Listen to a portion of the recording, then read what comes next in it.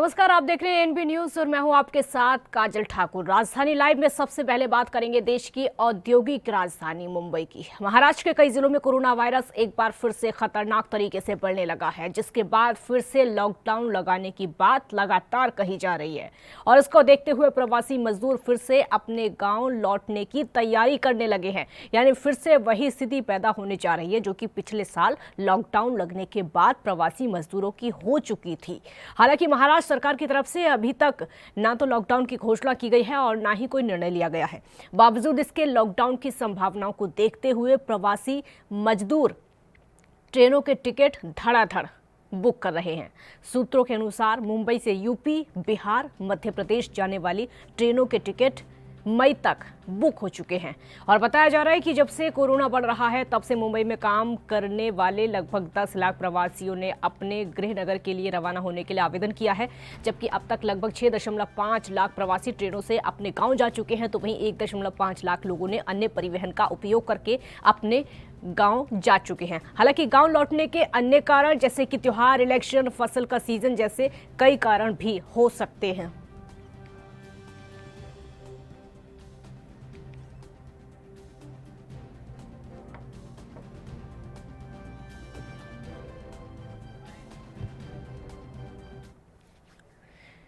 मुरारी सिंह संवाददाता मुंबई से इस वक्त हमारे साथ लाइव जुड़ चुके हैं ज्यादा जानकारी के लिए। मुरारी, मुंबई में देखा जाए तो एक बार फिर से वही हालात पैदा हो चुके हैं। मजदूरों की वही स्थिति होने लगी थी जो कि एक साल पहले हुई थी जब लॉकडाउन की घोषणा हुई थी। एक बार फिर से मजदूर अपने घर जाना शुरू कर चुके हैं।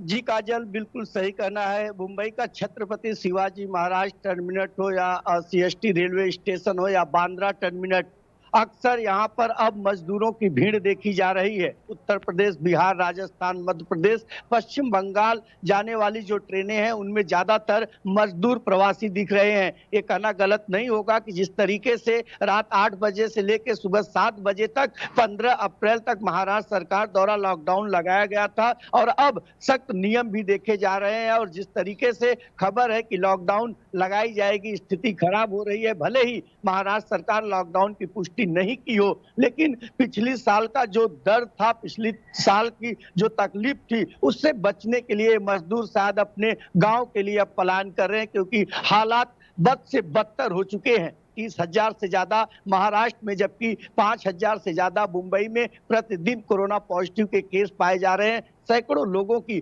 कोरोना संक्रमण के चलते मौत हो रही है और यही वजह है कि रेलवे स्टेशनों पर अब दिहाड़ी मजदूरों की भीड़ दिखने लगी है। जी काजल, लेकिन अब तो बड़ा सवाल है कि अभी तक लॉकडाउन की घोषणा नहीं हुई है, सिर्फ चर्चाएं चल रही हैं, वो भी सरकार की तरफ से बैठकें चल रही है और नाइट कर्फ्यू लगाया गया है। लॉकडाउन की तो अभी तक घोषणा की ही नहीं गई है और ऐसा सोचा भी नहीं गया और सरकार की तरफ से तो कहा यह जा रहा है कि अगर लॉकडाउन के बगैर काम चलता है तो नहीं लगाया जा सकता। काजल, देखिए, इस मामले में हमने कल जब एनबी न्यूज की जीरो ग्राउंड की रिपोर्टिंग पे उतरे और उन बिल्डिंग, इमारत और गली मोहल्ले में दिहाड़ी मजदूरी करने वालों से जब बात किया तो उनका कहना था कि पिछले साल हमें 1 घंटे या 1 दिन का भी हमें मौका नहीं मिला था कि हम अपने नात रिश्तेदारों के यहाँ, अपने पहचान वालों के यहाँ पहुंच सके या अपने काम से घर तक पहुंच सके। और इस स्थिति में अगर लॉकडाउन लगा देंगे तो उसके बाद हम कर क्या सकते हैं। यही वजह है कि हम ज्यादा से ज्यादा जो है कि जल्दी से जल्दी अपने गांव जाना चाहते हैं। जैसे ही हमें फिर खबर मिलेगी हम आएंगे, लेकिन हम अगली साल, माफ कीजिएगा, पिछली साल की तरह हम कोई लापरवाही और कोई तकलीफ में नहीं पड़ना चाहते। तो साफ तौर पर जो लॉकडाउन का डर है, जो खौफ है, वो इनके जहन, उनके दिल और दिमाग से नहीं निकला है, क्योंकि राज्य सरकार सहित केंद्र सरकार जिस तरीके की स्थिति उस समय अपनाई थी, चारों तरफ त्राहिमाम मचा था। मजदूरों को, उन दिहाड़ी मजदूरों को रेलवे ट्रैक से लेकर के रोडों तक मौत हुई थी और यही डर है कि वो अपने गांव जाना चाहते हैं। जी काजल, यहाँ पर ये कहना गलत नहीं होगा कि ये जो डर है, कोरोना का जो डर है, इसकी वजह से देश में इतिहास एक बार फिर से दोहरा रहा है। काजल बिल्कुल सही कहना है, ये कहना गलत नहीं होगा। रेलवे स्टेशनों की तस्वीर अगर बताएं शाम की तरफ देखने के लिए, तो उस तरीके की भीड़ देखी जा रही है। बीवी बच्चे परिवार और लोग जो है अपने गांव के लिए निकल रहे हैं। हालात खराब हो चुके हैं, क्योंकि जिस तरीके से नाइट कर्फ्यू की बात आई है, उसके बाद सीधा डबल ड्यूटी के जो प्रोडक्शन है वो पूरी तरह से रुक गए हैं। जो कंपनी कारखाने रात 11 बजे तक चलते हैं वो रात 8 बजे तक बंद हो रहे हैं। तो कहीं ना कहीं जो दिक्कतें हैं वो बढ़नी शुरू हो चुकी है, और यही वजह है कि लोग हताश हो चुके हैं, निराश हो चुके हैं, और शायद उन्हें उम्मीद नहीं है कि इससे राहत मिल सकती है। और यही वजह है कि इस तरीके की सोच उनके मन में आ रही है। लेकिन महाराष्ट्र सरकार अभी तक, हम तमाम उन दर्शकों से भी कहना चाहते हैं, उन तिहाड़ी मजदूरों से भी कहना चाहते हैं कि महाराष्ट्र सरकार ने लॉकडाउन के लिए कोई आदेश जारी नहीं किए हैं। एनसीपी कांग्रेस लगातार शिवसेना के साथ चर्चा कर रही है कि बगैर लॉकडाउन स्थिति को किस तरीके से नियंत्रण किया जाए। रेलवे सेवाएं हैं, बस सेवाएं हैं, हवाई सेवाएं हैं, किस तरीके से चेकिंग अभियान किया जाए, किस तरीके से सोशल डिस्टेंसिंग का पालन किया जाए। तो लगातार सरकार लॉकडाउन न लगाने के रास्ते पर काम कर रही है। किसी भी तरह से कोई जल्दबाजी करने की जरूरत नहीं है, लेकिन सोशल डिस्टेंसिंग, मास्क और सैनिटाइज का इस्तेमाल करें, नहीं तो हालात जिस तरीके से बिगड़ रहे हैं उसका आप भी शिकार हो सकते हैं। जी काजल। लेकिन मुरारी, ये कैसे कहा जा सकता है कि सिर्फ लॉकडाउन के डर से ही लोग, जो प्रवासी मजदूर हैं, वो अपने घर लौट रहे हैं? क्योंकि और भी कोई कारण हो सकता है, त्योहार हो सकता है, बंगाल में तो इलेक्शन है, ये भी हो सकता है। ये स्पष्ट तौर पर कैसे माना जा सकता है?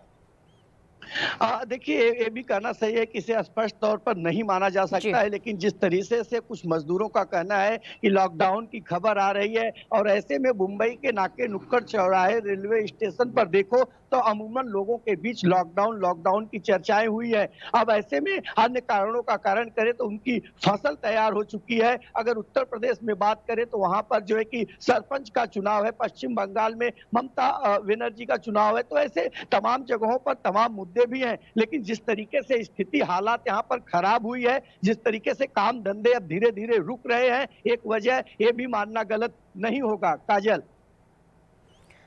एक वजह ये भी मानना सही नहीं होगा, लेकिन महाराष्ट्र का अगर देखा जाए तो महाराष्ट्र में सिर्फ शिवसेना लॉकडाउन लगाने के पक्ष में नजर आ रही है, एनसीपी या फिर कांग्रेस नहीं नजर आ रही है। और बीजेपी का तो साफ है कि बीजेपी इस चीज का विरोध कर रही है। तो क्या लग रहा है, क्या हो सकता है? क्योंकि बीजेपी का तो ये है कि एनडीए की सरकार देश में है, तो देश में अभी तक लॉकडाउन को लेकर कोई भी फैसला नहीं लिया गया है, इसीलिए महाराष्ट्र में भी बीजेपी की तरफ से विरोध किया जा रहा है। क्या हो सकता है, आपको क्या लग रहा है?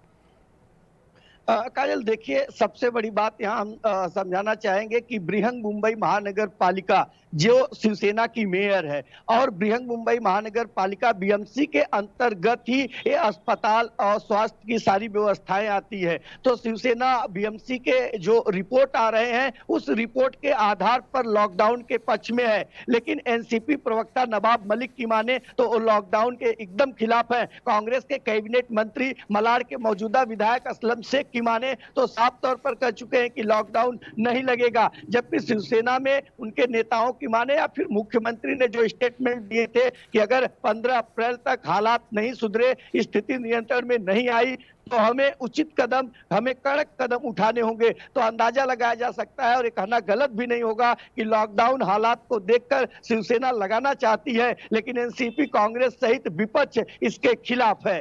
जी काजल। मुरारी, महाराष्ट्र में कई जिले ऐसे हैं जहां पर नाइट कर्फ्यू लगा हुआ है, लेकिन पूर्ण लॉकडाउन को लेकर क्या घोषणा है और कहां-कहां पर?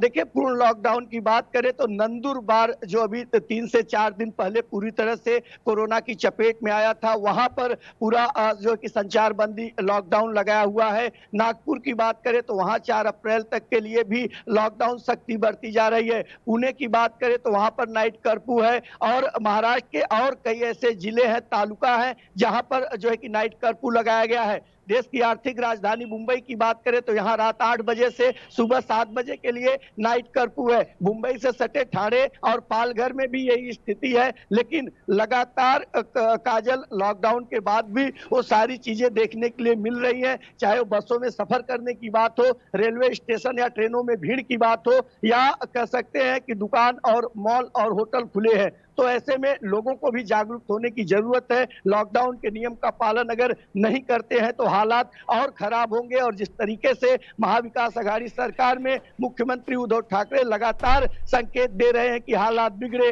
तो लॉकडाउन लगाने होंगे। ठीक है, बहुत शुक्रिया आपका इस पूरी जानकारी के लिए। तो लॉकडाउन के संकेत महाराष्ट्र सरकार की तरफ से, जिसको लेकर प्रवासी मजदूरों में चिंता की स्थिति पैदा हो चुकी है। यहाँ पर एक ब्रेक का वक्त है, आप देखते रहिए ANB न्यूज।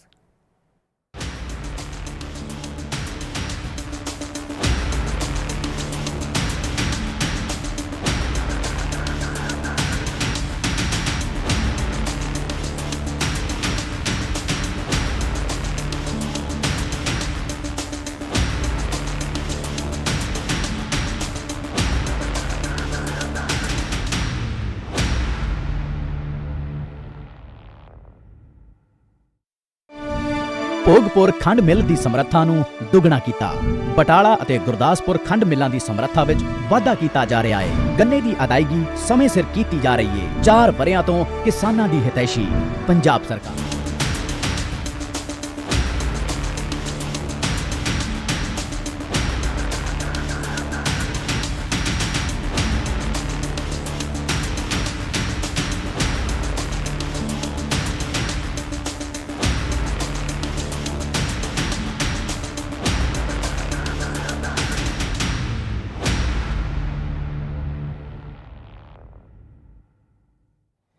ब्रेक के बाद एक बार फिर स्वागत है आपका। और अब देश की राजधानी दिल्ली का रुख करते हैं। देश में आज से 45 साल से ज्यादा उम्र के लोगों के लिए कोविड टीकाकरण शुरू हो रहा है।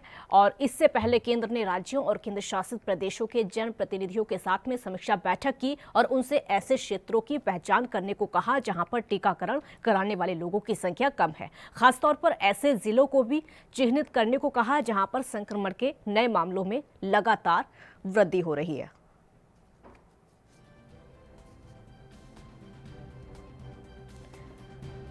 तो 45 साल से ज़्यादा उम्र के लोगों को कोविड का टीकाकरण शुरू हो रहा है। टीकाकरण अभियान देश भर में चल रहा है। बावजूद इसके कोविड के जो मामले हैं वो थमने का नाम नहीं ले रहे हैं। अगर देश की राजधानी दिल्ली की ही बात की जाए तो यहाँ पर सोशल डिस्टेंसिंग की जमकर धज्जियां उड़ाई जा रही हैं। होली के लिए कहा गया था कि सोशल डिस्टेंसिंग का पालन करें, सार्वजनिक तौर पर कोई भी कार्यक्रम का आयोजन ना किया जाए, लेकिन ऐसा नहीं हुआ। सरकार की गाइडलाइंस की जमकर धज्जियां उड़ाई गई। बगैर मास्क के लोग लगातार नजर आ रहे हैं। दवाई आ गई है तो लगातार ढिलाई भी बढ़ती जा रही है। लेकिन यह समझना यहाँ पर जरूरी होगा कि दवाई भी और कड़ाई भी। और इसी बीच उत्तर प्रदेश के CM योगी आदित्यनाथ की तस्वीरें आपको दिखाते हैं।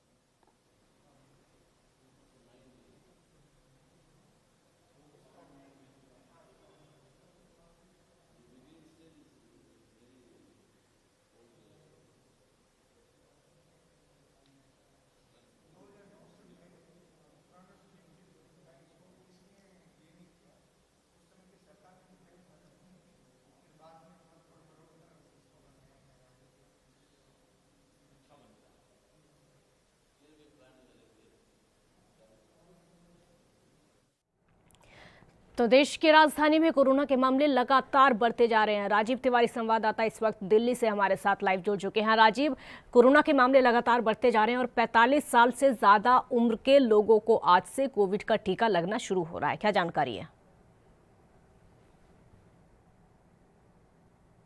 नजर आ रही है, मगर बात करें दिल्ली की तो दिल्ली के अंदर अभी स्थिति कितनी बाढ़ नहीं है जिसको पुलिस साल से कंट्रोल ना कर सके, मगर पुलिस इस तरीके से निरंतर कोशिश करती नजर आ रही है।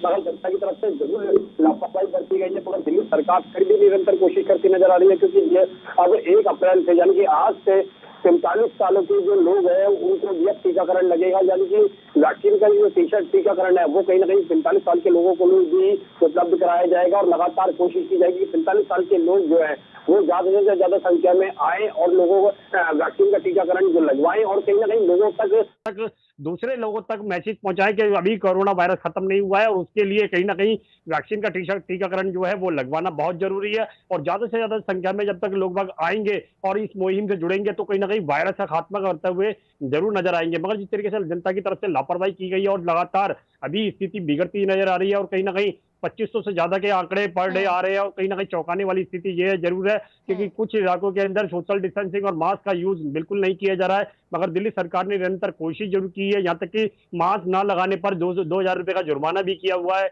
और सोशल डिस्टेंसिंग के लिए कड़ी कार्रवाई करने के लिए अधिकारियों को भी बोला गया है। मगर जिस तरीके से वैक्सीनेशन का काम भी बढ़ रहा है और दूसरी तरफ लापरवाही भी बढ़ रही है, तो साफ जाहिर है दिक्कत है जरूर है दिल्ली सरकार के सामने। मगर दिल्ली सरकार निरंतर कोशिश करती नजर आ रही है। जो वैक्सीनेशन का टीकाकरण है उसको भी बढ़ाया जा रहा है, और अस्पतालों के अंदर और प्राइवेट अस्पतालों के अंदर दोनों तरफों से कोशिश की जा रही है जनता तक ज्यादा से ज्यादा टीकाकरण जो पहुंचाया जा सके। और जो बात करें अस्पतालों के वेंटिलेटर की या फिर अस्पताल के अंदर जो लापरवाही है उसको कहीं ना कहीं पूरा करने की कोशिश की जा रही है, बेडों का जो अभाव है वो भी पूरा करने की कोशिश की जा रही है। हर तरीके से यही कोशिश की जा रही है दिल्ली के अंदर स्थिति कंट्रोल में रहे। जी हाँ, और कहा यह जा रहा है कि जो इलाके ज़्यादा संक्रमित हैं, जहां पर कोरोना के ज़्यादा केसेस हैं, उनको चिन्हित किया जा रहा है। राजधानी में ऐसे कौन कौन से इलाके हैं? तो कहीं ना कहीं साफ जाहिर है जिस तरीके से लगातार दिल्ली की जनता क्या है या फिर दिल्ली की कुछ इलाकों से जो लापरवाही की गई है उससे साफ जाहिर है कहीं ना कहीं स्थिति जरूर बिगड़ी है। मगर जहाँ पर बात करें आजादपुर मंडी की या फिर कहे जहांगीरपुरी की या फिर कहे मंगोलपुरी की या रोहिणी की, इन इलाकों में ज्यादा से ज्यादा लोगों के लिए कैंप लगाए जा रहे हैं। लोगों की ये कोशिश की जा रही है कि लोग बाग जल्दी से ज्यादा इनसे जुड़े और वैक्सीनेशन का टीकाकरण और मुहिम दोनों से जुड़ सके, और कहीं ना कहीं जनता तक दूसरी जनता तक कहीं ना कहीं एक मैसेज दे सके कि वायरस अभी खत्म नहीं हुआ है, उससे लड़ने के लिए हमें वैक्सीनेशन टीकाकरण भी जरूरी है, और मास्क और सैनिटाइजर और सोशल डिस्टेंसिंग बहुत ज्यादा जरूरी है। जी जागरूकता को लेकर अगर थोड़ी बात की जाए तो जागरूकता की कहीं ना कहीं कमी नजर आ रही है क्या? क्योंकि जिस तरीके से पहले लगभग 1 साल पहले की अगर बात कर ले तो बहुत ज़्यादा लोगों में जागरूकता आ गई थी। एक डर था, एक डर का माहौल था, जिसकी वजह से घर से बाहर बगैर मास्क के नहीं निकलते थे। इवन घर से बाहर निकलने में सोचा करते थे कि निकले या फिर ना निकले। सोशल डिस्टेंसिंग की बहुत ज़्यादा पालना हो रही थी। तो क्या 1 साल के बाद जब ये दूसरी लहर शुरू हुई है, ये देखने को मिल रहा है वो जागरूकता है या फिर सिर्फ और सिर्फ लापरवाही? देखिए बिल्कुल जिस तरीके से पहली जो स्टेज थी जिस तरीके से लॉकडाउन लगाया गया था उस वक्त लोगों ने बहुत ज्यादा अपने आप को कंट्रोल किया था। लोगों के अंदर एक डर था कि वायरस बिल्कुल उनके तक आ गया तो कहीं ना कहीं उनके परिवार को भी लगेगा। मगर अब जब स्थिति दूसरी लहर की है तो कहीं ना कहीं स्थिति बिल्कुल भी बिगड़ी हुई है, क्योंकि जनता जिस तरीके से लापरवाह है और हर चीज को खोल दिया गया है, रूटीन दिनचर्या जो है वो चल रही है। मगर कहीं ना कहीं जनता की तरफ से थोड़ी बहुत लापरवाही जरूर है। अगर जनता थोड़ी बहुत और अपने आप को सतर्क कर गए और कोशिश करे। बिल्कुल, बहुत शुक्रिया आपका इस पूरी जानकारी के लिए। तो कोरोना का कहर लगातार देश की राजधानी में बढ़ता चला जा रहा है। एक ब्रेक का वक्त हो गया, जल्द हाजिर होंगे।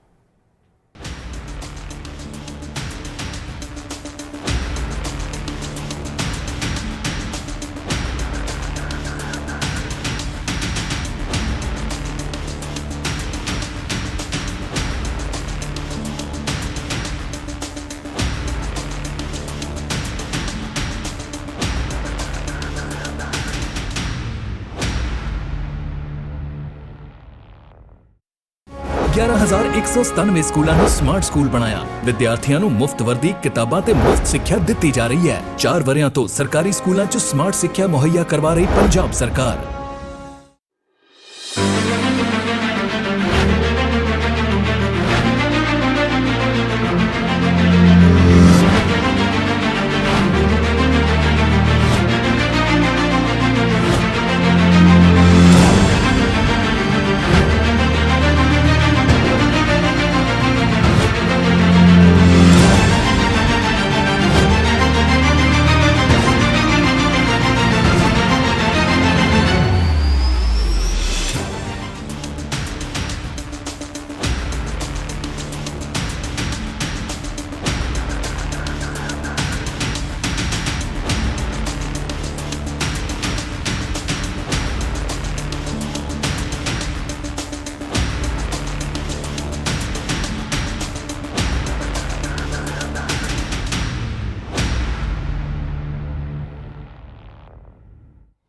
ब्रेक के बाद एक बार फिर स्वागत है आपका। तो हरियाणा के मुख्यमंत्री मनोहर लाल ने आज से शुरू होने वाली रबी खरीद की सीजन को लेकर लगातार जो बातें कही हैं, पूर्व आढ़तियों को बड़ी राहत देते हुए तमाम बातें कही हैं कि उनको बकाया राशि और ब्याज में छूट दी जाएगी। इससे जो आढ़ती हैं उनको राहत की खबर मिली है, क्योंकि उनकी चिंताएं लगातार बढ़ती चली जा रही थी। मुख्यमंत्री ने राज्य सरकार की अनूठी पहल विवादों का समाधान के तहत आढ़तियों को डिफॉल्ट राशि पर ब्याज में 40% की छूट और दंडात्मक ब्याज 100% माफ करने की घोषणा की है। और इस मौके पर कृषि एवं किसान कल्याण मंत्री जेपी दलाल भी मौजूद रहे, बशर्ते कि प्लॉट धारक 15 जून 2021 तक पूरी शेष राशि जमा करवाई है। इस समय राज्य कृषि विपणन बोर्ड के 2421 आवंटी डिफॉल्टर हैं, जिनकी तरफ से लगभग 1131 करोड़ रुपए की राशि बकाया है। घोषणा के बाद प्लॉट धारकों को 370 करोड़ रुपए का लाभ होगा। मुख्यमंत्री ने कहा कि विवादों का समाधान पहल के तहत हाल ही में प्रदेश सरकार ने हरियाणा राज्य औद्योगिक एवं अवसंरचना विकास निगम लिमिटेड ने भूखंडों की बकाया राशि पर ब्याज और दंडात्मक ब्याज के भुगतान में बड़ी राहत की घोषणा की थी। और इस योजना के तहत 31 मार्च 2021 तक की देनदारियों के लिए ओवरड्यू ब्याज पर 25% की छूट और दंडात्मक ब्याज 100% माफ किया जाएगा। तो बड़ी राहत रबी खरीद सीजन से पहले आढ़तियों के लिए घोषणा सरकार की। डिफॉल्ट राशि पर ब्याज में 40% की छूट।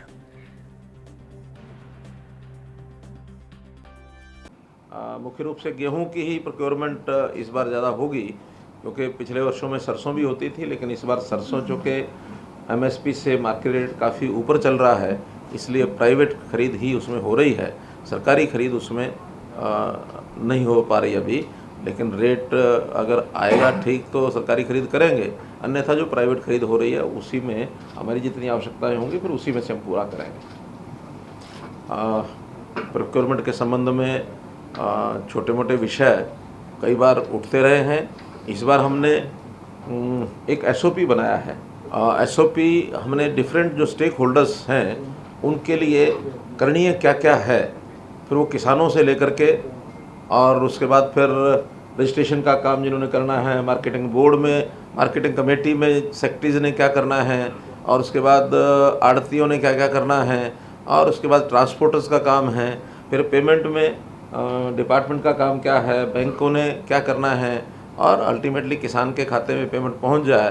तो ये सारा जो एसओपी है इस बार लिखित में बनाया है, हमने जारी किया है, ताकि उसमें किसी को कोई असमंजस न रहे, हर किसी को अपना काम ध्यान में रहे और उसका सीक्वेंस वो भी सबको ध्यान में रहे, टाइमिंग सबको ध्यान में रहे। और एक बात विशेष हमने की है कि इस बार जो डिलेड पेमेंट है, यानी जे फार्म कटने के 72 घंटे के बाद अगर डिले होता है तो फिर इंटरेस्ट देंगे हम 9% का। और इस बार इनबिल्ट सॉफ्टवेयर हमने कहा है कि सॉफ्टवेयर में इनबिल्ट कर दें, ताकि जिस दिन पेमेंट हो रही है, जिस दिन उसका जो भेजा जाएगा बैंक को, उस दिन तक, क्योंकि एक दिन बाद में बैंक लेता है, बैंक जिस दिन हम बैंक को डायरेक्ट करते हैं उसके बाद एक दिन के अंदर वो करते हैं, तो वो एक दिन जोड़ करके 72 घंटे है, डिपार्टमेंट ने 48 घंटे लिए। तो ऐसा उसके बाद अगर डिले होता है तो फिर किसान को अभिषेक तक्षत फोन लाइन पर संवाददाता हमारे साथ जुड़ चुके हैं ज्यादा जानकारी के लिए। अभिषेक, डिफॉल्ट राशि पर ब्याज में 40% की छूट, बड़ा फैसला सरकार की तरफ से, ये राहत है आढ़तियों के लिए।